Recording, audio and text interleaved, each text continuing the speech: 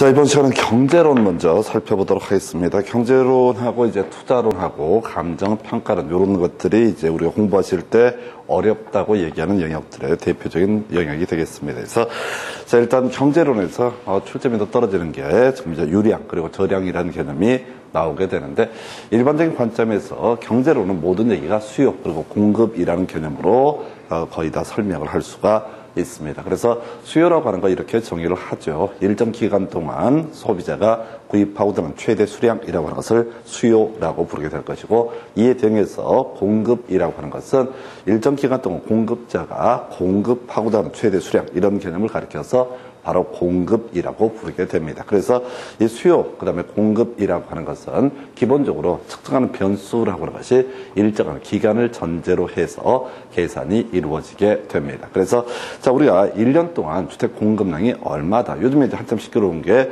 하루에 마스크 생산량이 얼마다, 이런 식으로 일정한 기간을 기준으로 측정을 하게 되죠. 그래서 이런 관점에서 일단 해석을 해가야 될 텐데, 시험 지문에 이제 유량 그리고 저량을 비교하는 게 시험 문제 구성이 되고 되게 간단해서 수지공이라고 하는 공식 외워서 그냥 끝내버리면 됩니다. 그래서 자, 우리가 유량 개념이 있고요, 저량 개념이라는 게 있다고 했을 때, 유량 개념이라고 하는 거, 수입과 지출과 공급량이라고 하는 것을 유량 개념이라고 얘기를 합니다. 그래서 수입도 지출도 공급량도 일정한 기간을 기준으로 측정을 하게 된다 해서, 수입의 경우수를 보게 되면요, 가계소득, 한 가구를 기준으로 소득, 이제 가계소득이라는 개념을 쓸 테고요.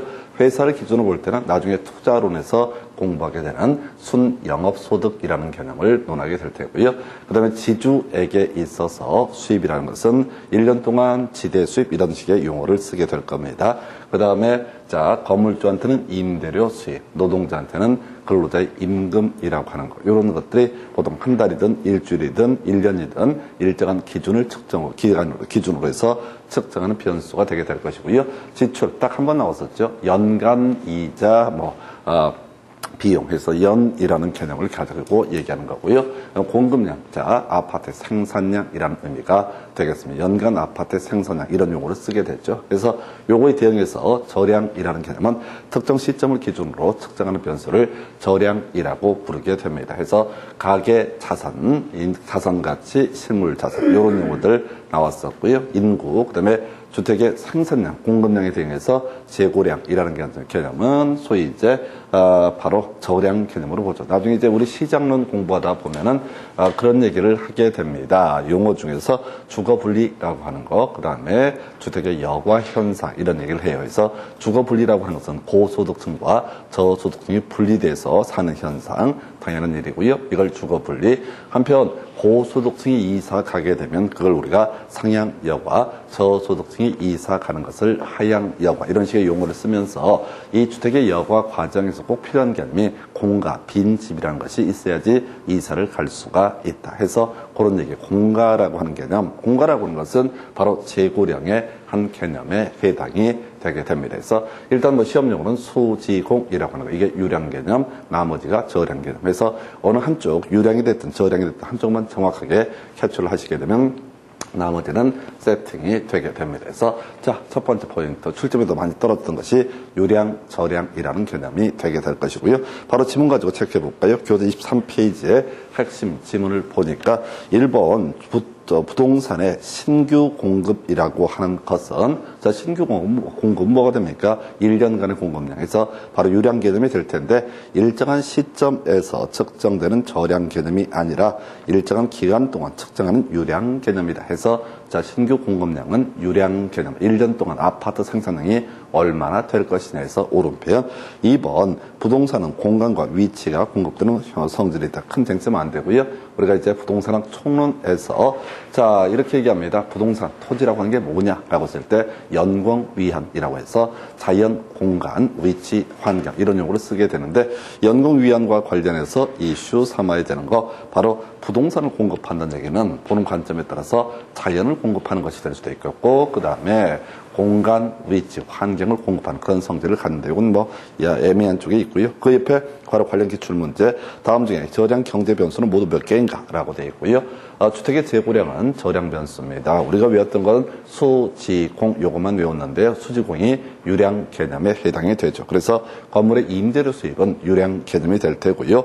가계 자산이라는 것은 수지공에 포함 안 돼요. 그래서 저량 개념이 될 테고 근로자 임금이라는 것도 바로 유량 개념이 될 테고 다음 페이지 가서 도시 인구 규모라고 하는 거 따로 공부 안 한 거죠. 그래서 우리가 외웠던 건 수지공인데 자 주택의 신규 주택의 공급량이라고 하는 것 해서 이것도 유량 개념 해서 세 가지가 공급량이라든가 임금이라든가 이런 것들이 세 가지가 뭐가 된다 유량 개념이 된다 해서 얘는 그렇게 많은 출제가 되지는 않아요. 해서 지금 8년 정도의 기준을 가지고 왔을 때 아주 오래전에 한번 구성이 됐었죠. 24회 때 마지막 출제가 되고 거의 출제가 되지 않는 거 해서 다시 유량하기는 뭐다 수, 지공 두 개를 한꺼번에 외우려고 하면 개판돼 버려요. 그냥 단순하게 유량한 뭐다 수, 지, 공 요걸로 끝내주실 거. 자, 요건 이제 맛배기로 보는 거고요. 이제 이슈가 되는 게 자 수요의 변화, 수요량의 변화, 그 다음에 공급의 변화, 공급량의 변화라고 하는 거. 요게 개념을 딱 세팅을 하면 아주 쉽게 날로 먹는 파트가 될 것이고, 그 다음에 이제 개념을 세팅하지 않게 되면 빙빙 도는 파트가 이 파트가 되겠습니다. 먼저 자 우리가 구입하고선 최대 수량에 영향을 미치는 게 뭐가 있을까라고 했을 때 첫 번째 가장 문제가 되는 것이 가격이라고 하는 것이 되겠습니다. 그래서 자, 소고기가 1kg에 만약에 5만 원이다라고 할 때와 소고기가 1kg에 10만 원이다라고 했을 때 소비자 입장에서는 소득이라는 게 보통 한정이 되어 있기 때문에 가격에 따라서 구입하고선 최대 수량에 영향을 주게 될 것이다라고 하는 거 이게 하나고요. 그 외에 이런 경우도 있겠죠. 소고기가 1kg에 5만 원이 됐든 10만 원이 됐든 먹고 사는데 별 지장이 없는 분들이 있을 수가 있습니다. 예, 그래서 뭐 이지용 같은 자 재벌 회장이다라고 했을 때 소고기가 1kg에 10만 원이든 100만 원이든 아무 상관없이 살 수가 있죠. 바로 이런 경우죠. 자 형편이 어려웠었는데 복권 당첨돼서 소득이 갑자기 증대가 됐다. 그래서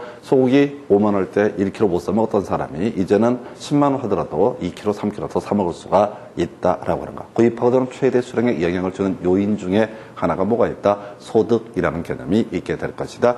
한편 소고기라고 하는 것이 있다고 했을 때 이에 대응해서 돼지고기가 있다 하십시다. 그래서 자 지금 돼지고기가 1kg에 2만 원, 소고기가 1kg에 5만 원이었었는데 그래서 어찌어찌해서 1kg 사 먹던 이 사람이 갑자기 돼지고기가 뭐 구제액이 돌고 등등등 하면서 갑자기 1kg 10만 원 됐다라고 하게 되면 돼지고기 안 사겠죠. 그 돈을 가지고 뭘 살 거다? 소고기를 사게 될 것이다 라고 해서 서로 이렇게 대체되는 재화의 가격 때문에도 덕타 그 재화의 가격은 전혀 변화가 없음에도 불구하고 구입하고자 하는 최대 수량의 변화가 발생할 수 있다. 이걸 나중에 이제 관련 재화의 가격 이런 표현을 쓰긴 하는데 대부분이 대체재 가격의 변화에 따라서 덕타 구입하고자 하는 최대 수량의 변화가 발생할 수 있다. 자, 이 외에도요, 여러 가지 요소들이 있을 수가 있습니다. 그래서 일단 시험으로 접근해 가실 때는 용어 가시죠. 용어. 수요량의 변화라고 하는 것과 수요의 변화라는 개념을 잡아내셔야 돼. 그래서 가격을 기준으로 해서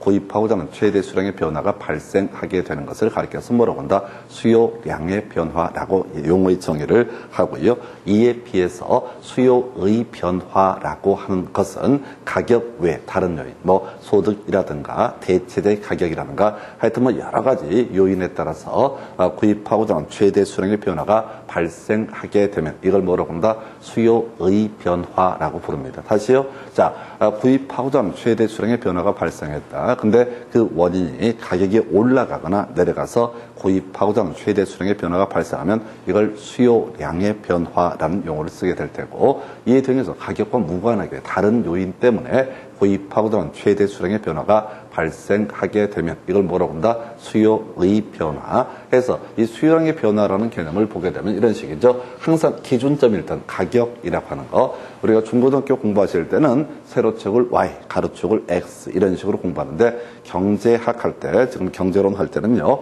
세로축이 바로 P라고 해서 가격이라고 하는 것이 되게 됩니다. 그래서 가볼까요? 어떤 재화의 가격이 P1인 상태에서 이 재화의 수요량이 예를 들어서 이만큼 Q1에 해당이 됐다라고 해보겠습니다. 만약에 가격이 10원일 때 구입하고자 최대 수량이 만약에 10개였다라고 한번 전제를 해볼게요. 근데 가격이 20원이 돼버렸다. 가격이 2배로 올라버렸습니다. 그러면 다른 요인을 배제하게 되면 구입하고자 최대 수량은 어떻다? 5개로 줄어들게 될 것이다. 그래서 가격이 상승하게 되면 구입하고자 최대 수량은 줄어들게 될 것이고, 달리 표현하면 가격이 하락하게 되면 구입하고자 최대 수량이 늘어나게 되는 모습, 이런 것을 가리켜서 수요량의 변화라고 부르고요.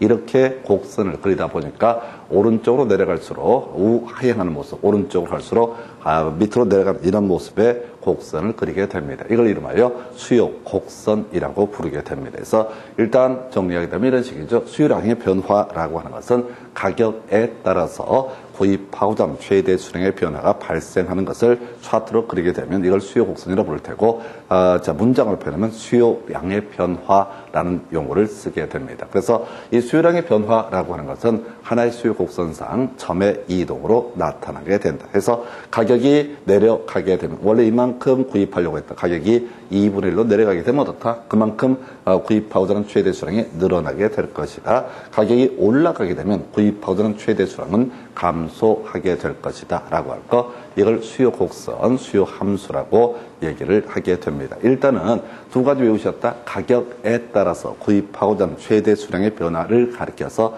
우리가 약속을 하기를 뭐라 부른다? 수요량의 변화라고 부를 것이고, 이 수요량의 변화라는 것은 결과적으로 하나의 수요 곡선상 각각 점의 이동으로 나타나게 된다. 요 정도예요. 바로 이어서 볼 것이 수요의 변화. 수요량의 변화가 뭐라고요? 가격이라고 했으니까 수요의 변화라고 하는 것은 가격 외에 다른 요인, 가격 외에 수많은 요인에 따라서 구입하고자 하는 최대 수량의 변화가 발생하게 되는 것을 뭐라고 한다? 수요의 변화라고 부르게 됩니다. 이미 본 것처럼 가장 대표적인 것이, 자, 그 사람의 소득이라고 하는 것이 하나의 이슈가 될 테고, 또 하나 이슈가 되게 될 게 대체재의 가격, 이런 것들이 이슈가 될 수가 있습니다. 해서 자, 수요의 변화라고 하는 것, 포인트, 가격 외에 다른 요인의 변화에 따라서 구입하고자 하는 최대 수량의 변화가 발생하는 것을 뭐라고 한다? 수요의 변화라고 부르게 됩니다. 자, 자, 아까 소고기의 가격이라고 하는 것이 이렇게 되어 있다 하십시다. 자, 지금 가격이 5원일 때 구입하고자 하는 최대 수량이 10개, 가격이 자 10원으로 오르니까 구입하고자 하는 최대 수량이 5개로 줄어들었다. 이런 것을 가리켜서 수요량의 변화, 수요 곡선이라고 부르게 되는데, 자, 가격은요 그냥 10으로 그대로 있는데 일정한 이유가 있어서 갑자기 자 구입하고자 하는 최대 수량이 20으로 이렇게 15가 늘어나서 20으로 팍 늘어나 버리는 경우가 있을 수가 있겠다. 이걸 우리가 수요의 증가라고 얘기를 합니다. 자, 그 다음에 이제 가격은 그대로 있는데 구입하고자 하는 최대 수량이 감소하게 되는 경우가 있겠다. 줄어드는 경우가 있겠다. 이것을 수요의 감소라고 얘기를 하게 됩니다. 그래서 자, 일단은 가장 이 파트가 제일 어려울 수 있는데요. 자, 일단 이렇게 가십시다.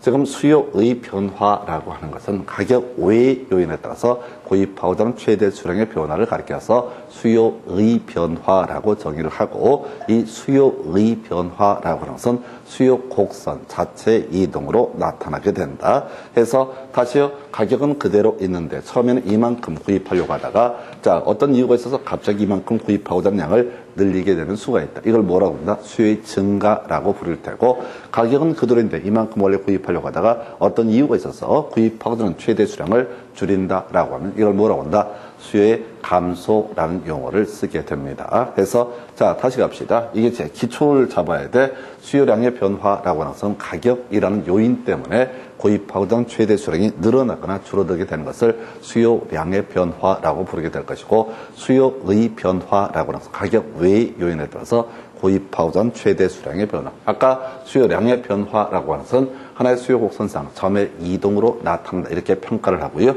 이에 대해서 수요의 변화라고 하는 것은 수요 곡선 자체가 움직이는 모습을 가리켜서 수요의 변화라는 용어를 쓰게 됩니다. 해서 그 중에서 뭐 이런 게 있었죠. 가장 뭐 대표적인 수요의 변화인 그 재화의 가격이 아니라 소비자의 소득에 따라서 소득이 증가하면은 경우에 따라서 구입하고자 최대 수량이 늘어날 수 있다. 이걸 우리가 정상제라고 정의를 하게 됩니다. 아까 소고기 케이스. 자, 이거에 대응해서 라면 같은 게 있을 수가 있다 하십시다. 자, 옛날에 그 육상 이런 거 잘했던 사람 중에 형편이 어려워서 라면 먹으면서 뛰다가 형편이 좋아져서 라면을 먹지 않게 됐다. 그럼 이제 그런 라면이라는 재화의 성격을 우리는 열등제라고 부르게 됩니다. 소득이 증가할수록 소비를 줄이는 그런 재화를 열등제. 근데 어차피 대부분의 문제는 16년 동안 대부분 다 정상제를 전제로 얘기를 하게 되죠. 그래서 다시 자, 소득이 증가하면 아까 자, 소득이 100만 원일 때 소고기 5만 원치밖에 못 사 먹었는데 소득이 1000만 원 되니까 지금 소고기를 20만 원치 사 먹었다. 뭐 이렇게 하면 이걸 우리가 정상제라고 정의를 하게 됩니다. 그 다음에 이제 관련 재화의 가격에서 이게 제일 어렵죠. 대체제라고 하는 거. 대체제라는 개념이 항상 까들어와. 자, 그래서 요건 항상 이렇게 경우의 수를 두면서 봐야 돼. 그 재화의 대체제라고 불러야 돼. 그냥 대체제라고 부르면 이해가 안 되니까 그 재화의 대체제라고 이렇게 전제를 해야 돼. 항상 읽을 때 그 재화의 대체제라는 식으로 표현을 해야 돼. 그래서 아파트라는 재화가 있는데 그 재화의 아파트의 대체제가 바로 다세대가 있다고 한번 전제를 해보겠습니다. 자, 그래서 다세대에 자, 가격이 상승을 하게 된다라고 한번 해보겠습니다. 그럼 앞에서 가격이 상승하면은 다세대의 수요량, 구입하고자 최대 수량은 어떻다? 감소하게 될 것이다. 아까 수요량의 변화라고 하는 것은 뭐라고 그랬어요? 가격의 변화에 따라서 구입하고자 최대 수량의 변화를 가리켜서 바로 수요량의 변화. 그래서 다세대 가격이 상승하게 된다. 그러면 다세대를 안 살려고 할 거야. 그래서 자, 이 수요라고 하는 것은 어떻다? 감소하는 모습을 보여주게 된다. 엄밀히 따지면 수요량의 감소 이런 표현을 써야 되는데 경제학에서 하는 사람 그냥 대충 섞었습니다. 그래서 여기서는 또 수요량의 변화, 수요의 변화를 뭉뚱그려서 설명을 해요. 그래서 다시 자, 아파트라고 하는 재화가 있는데 그 재화의 대체제인 다세대 주택의 가격이 상승하면 다세대가 비싸니까 다세대를 갈까 아파트를 갈까 고민했던 사람 입장에서는 다세대에 대한 수요가 감소하게 될 것이다. 그래서 자, 이 수요가 어디로 옮겨갈 거냐? 어딘가로 이사를 가야 되는데 아파트에 대한 수요가 증가되게 될 것이고 아파트에 대한 수요가 증가되게 되면 다들 아파트 앞에 줄 서니까 아파트에 대한 가격이 상승하는 관계 이걸 우리가 대체제라고 부릅니다. 그래서 항상 읽을 때 그냥 대체제의 가격이 상승하게 되면 가격이 같이 상승하면서 수요가 증가하는 재화, 관계 이걸 우리가 대체제 관계라고 이렇게 설명을 하는데 그러면 자꾸 헷갈리니까 그 재화의 대체제라는 용어를 자꾸 써야 돼. 그 재화의 대체제 가격이 상승하면 그 대체제에 대한 수요는 감소할 테고 그 수요가 어디로? 이 재화로 옮겨오게 될 것이다. 그 재화로 옮겨오게 될 것이다. 그래서 수요가 증가하고 가격이 상승하는 이 관계를 뭐라고 한다? 바로 자, 대체제 관계라고 부르게 됩니다. 자, 이게 이제 가장 일반적인 영역이에요. 근데 보완제기를 한번 간단하게 설명을 드릴 텐데 이건 별 의미가 없어요. 자, 보완제라고 하는 것은 이런 식이야. 자, 지금 커피와 설탕 얘기를 주로 한번 하는데요. 자, 커피가 있고요. 그 다음에 설탕이 있다. 커피에다 항상 설탕을 타먹는다라는 게 전제가 돼야 돼. 자, 그대로 그 재화의 보완제라고 해볼까요? 예를 들어서 자, 그 재화를 커피라고 했을 때 그 재화의 보완제는 뭐가 된다?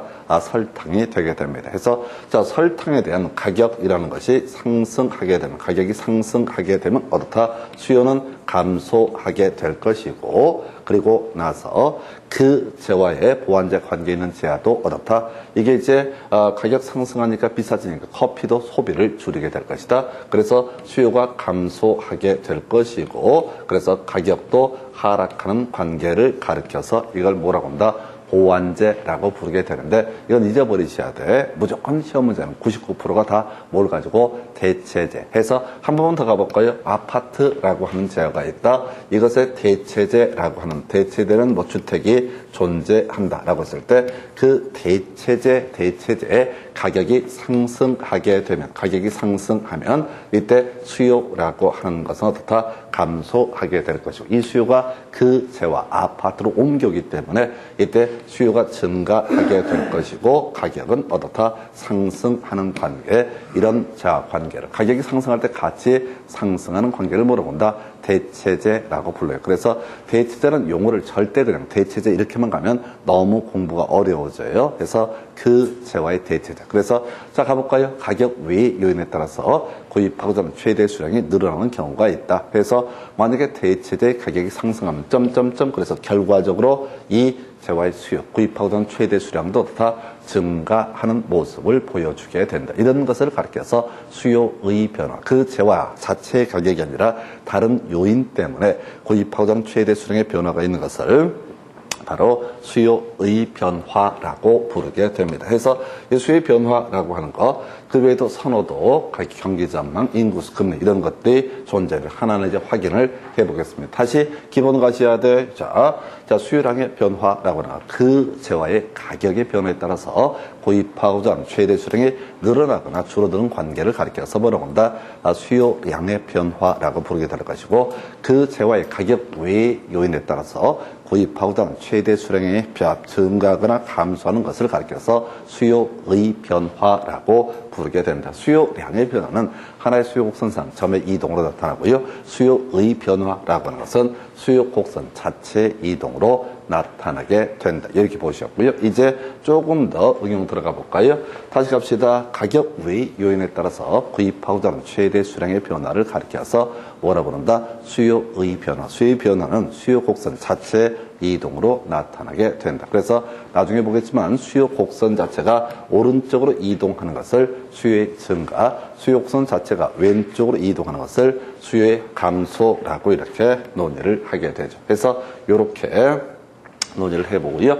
자, 그래서 수요의 변화 요인에서 소득이라고 하는 거, 아까 정상제 설명드렸었죠? 소득이 증가하면 소고기를 더 많이 사먹는다. 이걸 우리 정상제로 불렀었고요. 그래서 정상제라는 전제가 쌓이게 되면 소득이 증가했을 때 그 구입하고자 하는 최대 수량이 늘어나서 수요가 증가한다. 그 다음에 이제 그 재화의 대체제라고 하는 거 항상 용어의 정의가 하셔야 되죠.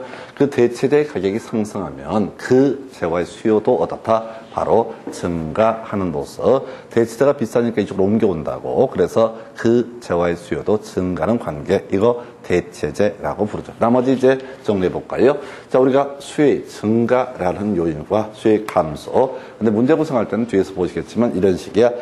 지금 이제 수요의 증가라는 표현 대신에 수요 곡선이 우측으로 이동하는 모습, 수요 곡선이 좌측으로 이동하는 것을 뭐라고 한다? 수요의 감소라는 용어를 쓰게 됩니다. 그래서 자, 먼저 소득이라고 하는 것을 보게 되면은 자, 소득이 증가하게 되면은 이때 어떻다? 정상제 수요는 증가하게 된다. 자, 어려운 게 대체제지. 자, 대체제 가격이 상승하면 그 재화의 수요도 어떻다?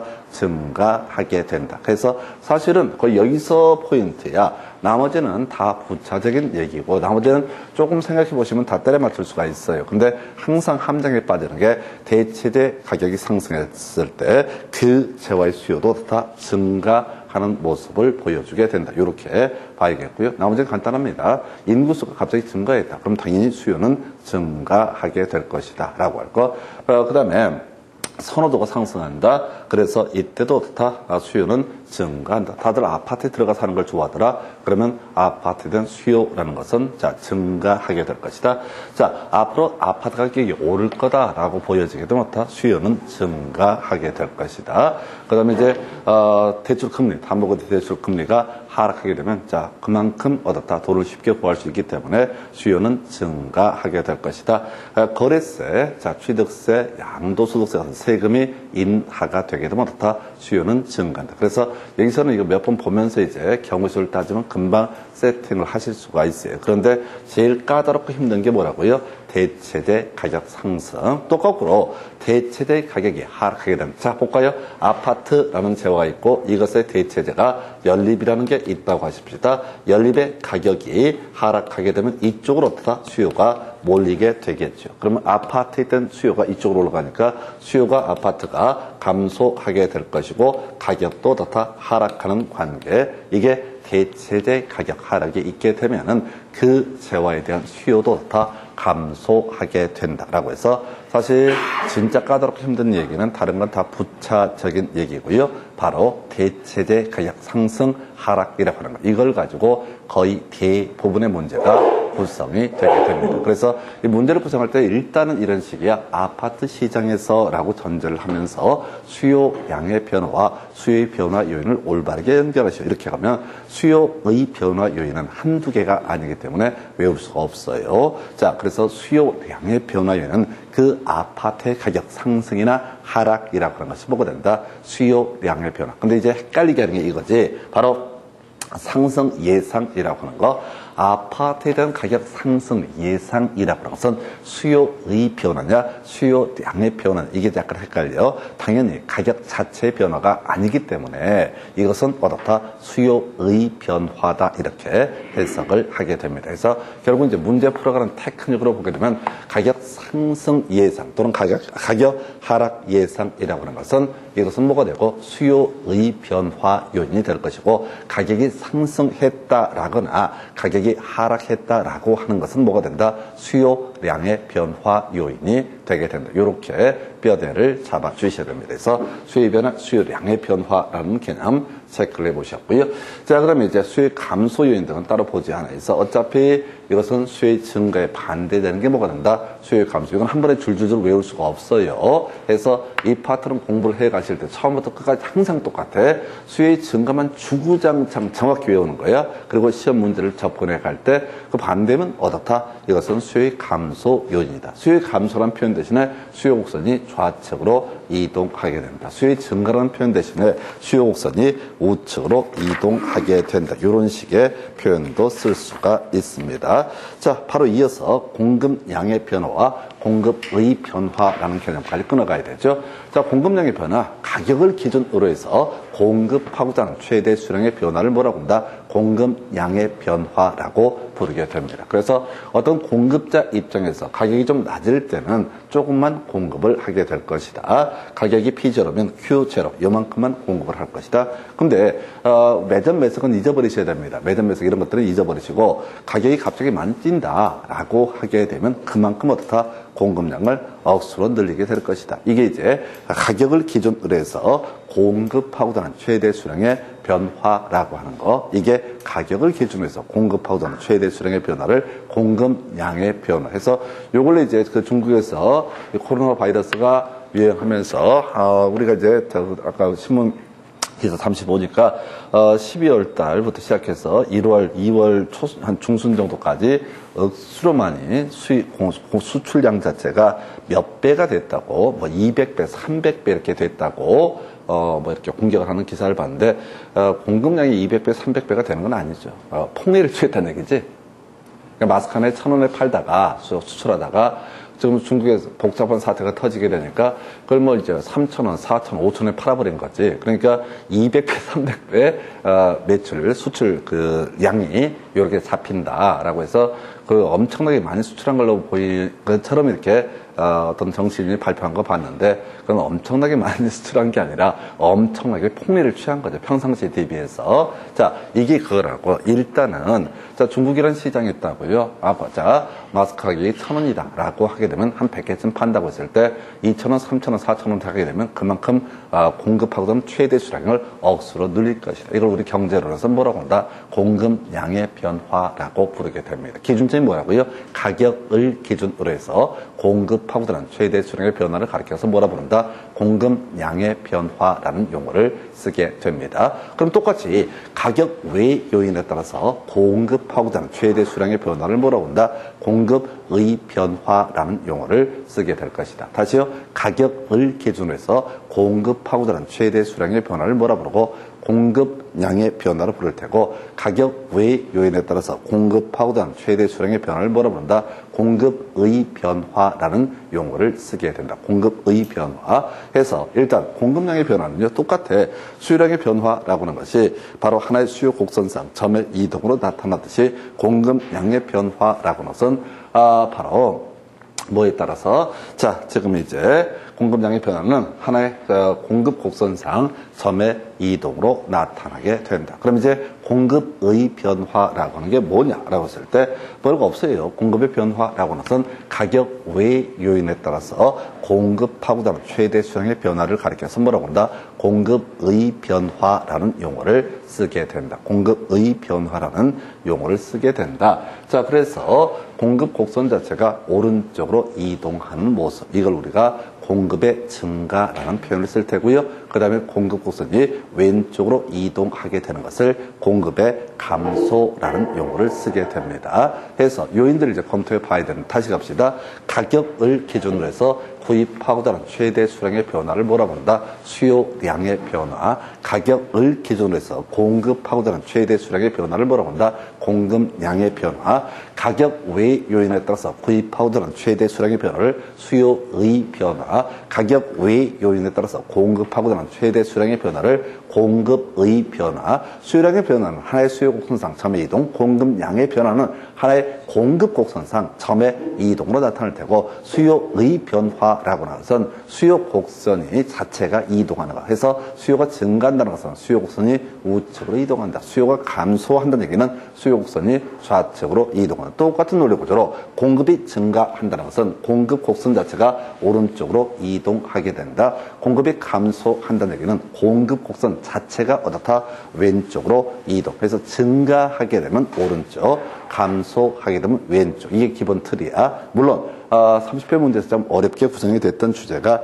있기는 했었어요. 그래서 공급 증가라고 하는 것은 우하향하는 모습을 갖게 된다. 오른쪽으로 간다는 얘기는 약간 밑으로 깔리는 그런 느낌을 주게 될 테고요. 수요의 변화라고 하는 것은 오른쪽으로 하는 거 해서 약간 올라가는 느낌, 우상향하는 모습을 보여주게 된다. 이렇게 표현은 달라진다. 이거 그려보면 감 잡을 수 있어요. 그래서 공급의 변화 요인을 검토해 보게 되면 이런 식이죠. 공급의 변화 요인이라고 하는 거. 자, 가격 외 요인이 되겠고요. 그래서 원가 등이 하락하게 되면 어떻다? 공급이 증가하게 된다. 그래서 노동자 임금이라든가 그 다음에 이제 생산 기술 뭐 이런 것들이 하락하게 되면 어떻다? 이때는 공급이 증가할 것이다. 같은 아파트를 지었는데 전에는 건축비가 평당 100만 원 들다가 이제 80만 원 들었다. 그러면 이제 그만큼 공급은 증가하게 될 것이다. 그 다음에 이제 정부 정책, 규제가 완화되면, 요 근래 시끄러웠던 게 서울지의 그린벨트 해제 논의가 있었습니다. 아파트 건설 부지가 부족하니까 어떻게 하자? 그린벨트, 산을 좀 깎아서 아파트를 지어보자. 규제가 완화가 되게 되면 전체적인 공급량 자체는 어떻다? 늘어나게 된다. 가격 때문에 늘어나는 게 아니라 가격 외 요인 때문에 늘어나는 모습이 되겠죠. 자, 그러면 재화의 가격 상승 예상 등이 있게 되면은 어떻게든 간에 많이 지어서 공급을 하려고 할 것이다. 이게 공급의 증가라는 개념이 되게 될 것이고요. 건설 업체 수가 증가했다. 뭐 그렇게 어렵지 않은데 다른 쪽이 다 똑같을 것 같은데 건설 업체 수가 갑자기 증가했다. 그러면 어떻다? 이것도 공급의 증가. 요거 보니까 아까 마스크 관련 기사 중에 보니까 그런 게 있다고 그래요. 마스크라고 하는 것을 제조하는 업체가 그렇게 많지 않았다고 그래요. 그런데 요 몇 년 사이에 황산이 뭐니 이런 게 들어서면서 엄청나게 많이 증가해서 그전 업체 수는 몇 개인지 안 나와 있는데 지금에 와서는 뭐 130 몇 개의 업체가 마스크를 공급을 하고 있다. 이런 얘기를 보도를 본 적이 있습니다. 그래서 한 5년 전에 비해서 공급 업체 수가 증가하니까 연자 전체 아파트 마스크의 공급량이라고 하는 것도 절대적으로 어떻다? 늘어나게 될 것이다. 이렇게 이제 논의를 하겠고요. 그 다음에 세금 감소하게 되면 뭐 보유세 이런 걸 줄이게 되면 줄인다든가 또는 취득세 이런 걸 줄여주게 되면 또는 건설업자한테 세금을 좀 법인세 이런 것들을 줄여주게 되면 다른 조건이 동의를 하다고 했을 때 공급은 증가하게 될 것이다. 보조금 올라가게 되면 역시 공급 증가. 어렵지 않아요. 근데 이 문제를 풀어갈 때 항상 문제의 포인트 수요량의 변화, 수요의 변화, 공급량의 변화, 공급의 변화 이걸 전체를 아울러서 세팅이 되셔야 됩니다. 그래야지 이 문제를 풀어가실 수가 있어요. 그래서 지금 이제 공급의 결정 요인으로서 가격과 가격 외 요인, 가격이 되면 공급량의 변화, 가격 외 요인이 되면 공급의 변화라는 개념까지 설명을 드렸고요. 바로 문제 가지고 지문 가지고 분석해 보도록 하겠습니다. 여러분 교재 기준으로 25페이지에 나와 있어요. 핵심 지문부터 확인을 해 보도록 하겠습니다. 25페이지. 부동산 수요 곡선상 수요량은 주어진 가격 수준에서 부동산의 구매 의사, 구매 능력이 있는 수요자가 구매하고자 하는 수량에서 수량이라고 하는 것은 구입하고자 하는 능력 있는, 구매 능력 있는 사람이 갖고 되는 최대 구입하는 최대 수량, 이 개념이 수요량이라는 개념이 되겠고요. 자, 2번 수요량은 일정 기간에 실제로 구매한 수량에 대해서 틀렸죠. 자, 구매 능력이 있는 자가 구매하고자 하는 최대 수량을 뭐라고 한다? 수요량이라고 얘기를 합니다. 그 밑에 자, 두 번째 박스에요. 가격 외에 다른 요인이 수량을 변화시키면 이것은 수요 곡선의 이동이 일어나죠. 그래서 수요 곡선이 우측 또는 좌측으로 이동한다라고 해서 이걸 어떻게 표현한다? 수요의 변화라는 표현을 하게 되죠. 가격 외의 요인에 따라서 구입하고자 하는 최대 수량의 변화를 뭐라고 부른다? 수요의 변화라는 용어를 쓰게 되죠. 해서 그 정도. 2번, 자, 실질 소득이 증가하면 수요 곡선은 좌하향으로 이동한다. 틀렸죠? 자, 소득이 증가하면 수요 곡선은 수요가 증가한다는 표현을 뭐라고요? 우측, 오른쪽으로 이동한다. 좀 더 구체적으로 우상향이 될 텐데 일단은 오른쪽, 왼쪽이라는 개념을 보셔야 돼요. 그래서 2번 틀렸고요. 3번 아파트와 단독주택의 관계가 대체제라고 가정할 때 아파트의 가격이 상승하면 이라고 되어 있죠? 이건 써보면 돼. 항상 막히니까 처음에 할 때는 몇 번 써보셔야 돼. 아파트하고 그 다음에 단독이라고 하는 것이 대체제다. 서로 둘 중에 하나를 선택해서 들어간다라고 전제를 했을 때 지금 보니까 아파트의 가격이 상승하게 되면은 아파트의 가격이 상승하게 되면 이것에 대한 수요라고 하는 것은 어떻다? 수요량은 감소하게 될 것이다. 이 수요량이 옮겨가야 되죠? 어디로? 단독으로 해서 이때 수요가 증가하게 되고 가격도 어떻다? 상승하게 되는 관계. 상승할 때 상승하는 관계를 가리켜서 뭐라고 한다? 대체제라고 불러요. 그래서 처음 경제론 공부하실 때 좌절을 한 것 중에 하나가 첫 번째가 대체제라는 키워드예요. 그래서 다시 가볼까요? 아파트와 단독주택의 관계가 대체제라고 가정할 때 아파트의 가격이 상승하면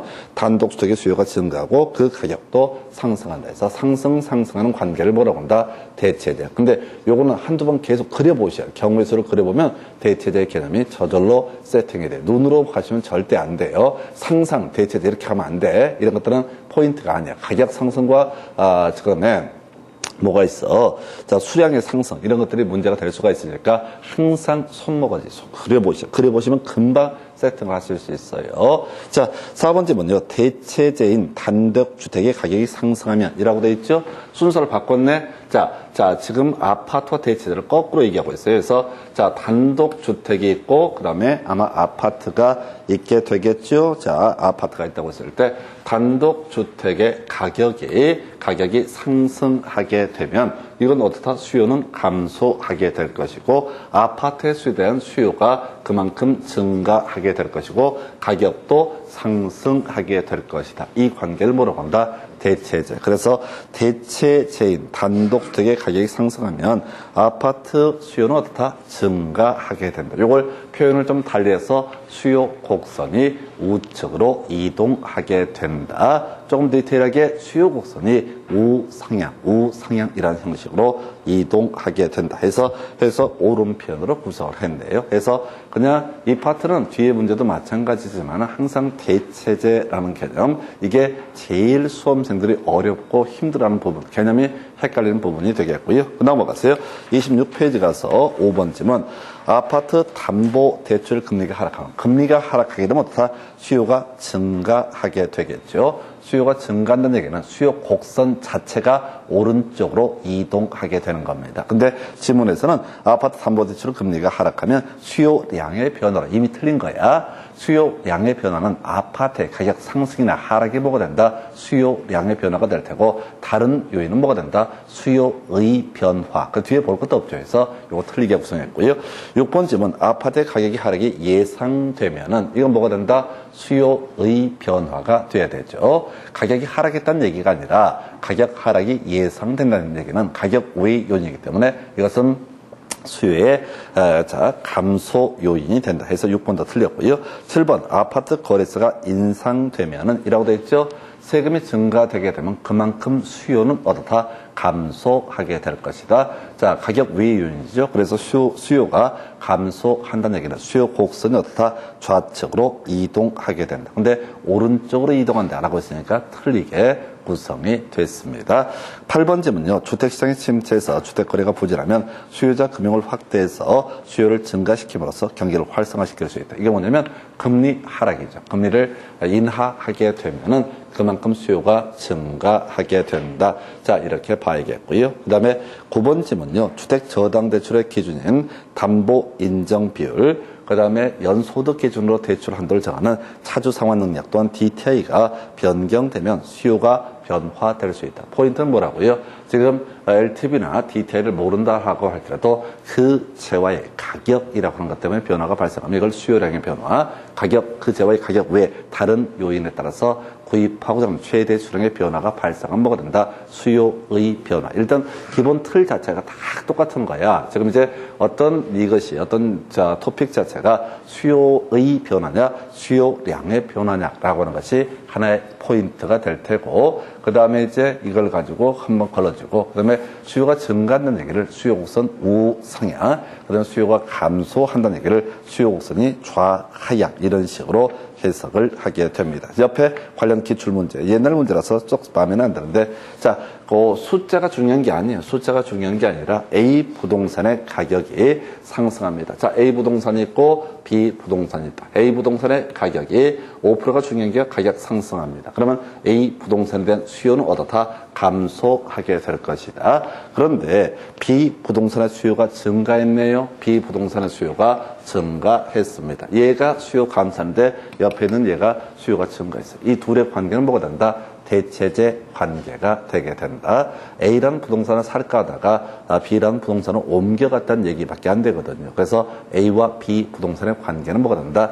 대체제 관계이다. 그리고 나서 C 부동산은 A 부동산이 5% 상승할 때 수요가 감소한다라고 돼 있죠. 같이 가는 거. 이걸 뭐라 한다? 보완제. 보완제는 쫓아가시면 안 돼. 대체제 대응하는 개념이 뭐가 된다? 보완제. 그저 모든 얘기, 보완제까지 한 번에 다 소화하려고 하면은 힘들어져요. 대체제가 완벽하게 세팅이 되면 보완제는 저절로 따라오게 됩니다. 그래서 앞쪽은 대체제, 뒤에는 보완제. 이런 식의 문제가 되겠습니다. 요즘에 안 나와요. 24회 때니까 지금으로부터 7년 전 마지막 출제가 되고 유치 차원에서 잘 내지 않는 패턴. 29회 때 보완제기가 나오긴 했는데 계속해서 우리는 뭐만 대체제만 정확하게 세팅을 하시게 되면 나머지 보완제는 대체제 개념이 정확하게 정리가 되면 저절로 보너스로 떨어지게 되는 거예요. 자, 그렇게 보셔야 되고 교재 27페이지. 자, 1번 보겠습니다. 관련 기출문제. 25회 때 나왔던 문제, 26회 때 나왔던 문제에서 아파트 시장의 수요 곡선을 좌측으로 이동시킬 수 있는 요인. 좌측으로 한다는 게 뭐야? 수요의 감소 요인이 되겠죠. 수요의 감소 요인. 자, 이런 문제를 볼 때는 항상 마음속에 준비를 독하게 하셔야 돼. 여기에는 수요량의 변화라는 것도 집어넣을 수 있고 또는 공급의 변화라는 개념도 집어넣을 수가 있다. 박스 안에 들어갈 수 있는 게 해서 첫 번째 소득 증가하면 어떻습니까? 이것은 수요의 증가 요인이 되게 되는 거죠. 그래서 소득의 증가라는 것은 수요의 감소가 아니다. 그래서 이 문제의 핵심 요소는 수요 곡선을 좌측으로 이동한다는 것보다 수요의 감소를 의미한다. 그래서 1번은 수요의 증가 요인 이렇게 봐야겠고요. 또 첫 번째 원자재 가격이 하락. 이게 이제 함정이라는 거야. 건축 원가가 하락한다. 이건 공급의 증가 요인이지 수요의 감소 요인과는 아무런 관련이 없다. 그러니까 이게 까다로운 이유가 우리가 막 머릿속에서 미리 마음의 준비가 돼 있지 않으면은 원가가 하락한다. 그러면 자, 원가가 하락하면 아마 공급량을 늘려가지고 가격이 하락하게 될 테고 그러면 수요가 증가 이렇게 가시면 안 된다는 거야. 너무 깊이 생각하지 마시고 단편적으로 접근을 하셔야 됩니다. 그 다음에 세 번째 사회적 인구 감소라고 하는 거 이건 수요 감소 요인이죠. 아까 인구 증가는 수요 증가 요인이니까 그 다음에 아파트 가격의 하락 이게 함정이라고 아파트 시장입니다. 근데 아파트 가격의 하락은 뭐라고요? 이것은 수요량의 변화 요인이지 수요의 변화 요인이 될 수가 없다. 즉 수요 곡선을 우측이나 좌측으로 이동시키는 요인이 될 수 없다. 세 번째 칸을 보니까 아파트 선호도 감소, 이건 수요의 감소 요인이고요. 대체 주택 가격의 하락. 자, 요거지. 그 주택 가격의 하락이라고 하는 것은 어떻다? 이것은 수요량의 변화 요인. 그런데 아파트 시장에서 뭔지 모르지만 대체 주택의 가격이 어떻다? 가격이 하락하게 되면 이것은 어떻다? 수요가 증가하게 될 것이고, 대신 얘가 어떻다? 수요가 감소하게 될 것이다. 그래서 대체주택 가격의 하락이라는 것은 아파트라고 하는 그 재화의 수요의 감소 요인이 되게 됩니다. 나중에 이제 문제를 좀 채게 되는데 거의 대부분이 대체재가 거의 핵심 이슈가 되게 됩니다. 그래서 다시 아파트라고 전제를 깔아놓고 아파트의 대체주택의 가격, 아파트로 갈 수도 있고 대체주택으로 갈 수도 있는데 대체주택의 가격이 하락하게 되면은 이때 싸니까 이쪽으로 몰려가겠죠. 아파트 살려고 했던 사람도 이쪽으로 가. 그래서 아파트 수요는 어떻다? 감소하는 모습을 보여주게 될 것이다. 그 다음에 이제 아파트의 담보대출 금리 하락. 이건 이제 수요 증가 요인. 그래서 이 문제에서 수요 감소 요인이라고 하는 사회적 인구 감소, 아파트의 선호도 감소, 그리고 대체주택 가격이 하락. 이 세 가지가 수요 감소 요인. 하여튼 좀 어려워요. 이 파트에서 많이 무너지는데 항상 다시 갑시다. 수요량의 변화, 그 재화의 가격 때문에 구입하고 들어간 최대 수량의 변화를 수요량의 변화, 수요의 변화는 그 재화의 가격의 상승 하락을 제외한 나머지 요인 때문에 구입하고 들어간 최대 수량의 변화를 가리켜서 수요의 변화, 수요 곡선이 좌측으로 이동한다는 얘기는 수요가 감소, 수요 곡선이 우측으로 이동한다는 얘기는 수요가 증가, 이런 해석을 하게 됩니다. 자, 2번이요. 부동산 수요의 증가에 영향을 주는 요인. 해서 문제를 보면 25회 때는 수요 곡선을 좌측에서 소위 이름하여 수요의 감소를 물어봤으니까 이제 똑같은 문제가 되겠지만 26회 때 문제에서는 수요의 증가 요인 해서 소득 증가면 어떻다? 당연히 수요 증가하게 된다. 거래세가 인상한다. 세금이 올라가면 수요가 감소하게 되겠죠. 사람들이 세금을 적게 내던 때보다 많이 내면 그만큼 살 확률이 떨어지게 될 것이다. 그 다음에 대출 금리가 하락하면 수요의 증가 요인. 부동산의 가격 상승 기대 뜰 거라고 판단하면 어떻다? 이때는 당연히 수요의 증가 요인이 될 테고요. 인구의 감소는 뭐가 된다? 수요의 감소 요인. 그래서 수요의 증가 요인은 소득 증가, 대출 금리 하락, 그리고 부동산 가격 상승 기대에서 기업, 디귿, 리을 이렇게 해석을 하게 됩니다. 그래서 문제 처음에는 개수를 물어보다가 두 번째에서는 기업, 리은, 디귿 이렇게 연결하시오. 이런 식의 문제들. 그래서 25회, 26회 연속 나왔던 주제 바로 수요의 증가와 수요의 감소. 대신 문제 구성할 때 수요의 증가라는 표현 대신에 수요 곡선 우측으로 이동 또는 수요 곡선 좌측으로 이동 이런 식으로 표현을 좀 달리할 수 있다라고 하는 거. 그리고 항상 여기서는 수요량의 변화라는 개념하고 제일 열받는 게 공급의 변화 요인을 툭 던질 수가 있다. 이렇게 보셨고요. 넘어가서 여러분 교재 이제 28페이지인가요? 그래서 공급량의 변화와 공급의 변화에서 첫 번째 박스 완전 경쟁시장에서 부동산의 공급량은 한계 비용 곡선이 가격 곡선과 일치하는 지점에서 결정된다. 무시하고 넘어가시면 됩니다. 2번 토지는 용도의 다양성으로 해서 우하향하는 공급 곡선. 이런 게 너무 어려워. 옛날 지문이고 썩 마음에 안 들어요. 공급 곡선이라고 하는 거 볼까요? 공급 곡선은 뭐라고요? 우상향하는 모습을 보여주게 된다. 어떤 제어가 됐든 간에 가격이 올라갈수록 공급량을 줄이는 건 없다는 얘기죠. 가격이 올라갈수록 다 공급량이 늘어나게 되는 모습을 뭐라고 한다? 우상향이라고 해서 하여튼 지저분했던 문제 패턴이 되겠네요. 그래서 토지는 용도의 다양성으로 해서 그러니까 필요 없는 소리고 토지는 우하향하는 공급 곡선을 가진다. 틀렸다고. 우하향하면 가격이 내려가면 내려갈수록 그렇다. 다시 우하향은 뭐야? 이것은 수요 곡선을 얘기하는 거지. 공급 곡선은 뭐가 된다? 우상향이라는 모습에서 보통 우리가 공급 곡선은 S, supply라는 S를 쓰고요. demand라고 해서 수요 곡선은 D자로 표시를 합니다. 그래서 하여튼 썩 마음에 안 드는 지문. 개론이 어려운 이유 중에 하나가 가끔 이런 게 허를 찌르고 나와요. 말도 안 되는 말을 연결해요. 그다 치고 두 번째 박스요. 공급량은 주어진 가격 수준에서 공급자가 공급하고자 하는 최대 수량이다 해서 옳은 표현. 공급량은 주어진 가격 수준에서 실제로 매도한 수량이다. 아니라고요? 아까 실제로 구입한 수량이 수요량이 아니듯이 실제로 공급한 양이 공급량은 아니다라고 할까? 매도한 것을 공급량이라 부르지 않고 자, 그 가격 수준에서 공급하고자 하는 최대 수량을 공급량이라고 정의합니다. 세 번째요. 가격이 상승하면 공급량은 감소한다. 가볼까요? 자, 공급 곡선 하에서 전제를 까는 거예요. 가격이 상승하면 그만큼 공급량은 증가하게 될 것이다. 문제에서는 항상 이 문제는 아마 공급 곡선을 전제로 설명하는 것이고요. 틀렸죠. 그 다음에 해당 부동산의 가격 변화에 의한 공급량의 변화는 다른 조건이 불변일 때 동일한 공급 곡선에서 점의 이동으로 나타난다 해서 아까 우리 수요량의 변화는 수요 곡선상 점의 이동, 공급량의 변화는 하나의 공급 곡선상 점의 이동으로 나타나게 된다. 이렇게 보셨고요. 자, 29페이지 가서 검토합니다. 핵심 지문. 자, 건축 기자재 가격이 상승하더라도 가격이 변하지 않는다라고 하면 공급은 감소할 것이다. 다시요. 자, 공급이 감소한지 공급량이 감소한지를 봐야 돼. 그 재화의 가격을 기준으로 얘기하면 어떻다? 공급의 양의 감소 이런 표현을 써야 되고 그 재화의 가격 외 다른 요인 예를 들어서 생산 원가에 해당되는 거죠. 생산 원가가 상승하게 되면 어떻다? 공급은 감소하게 될 것이다. 비용이 더 들어자.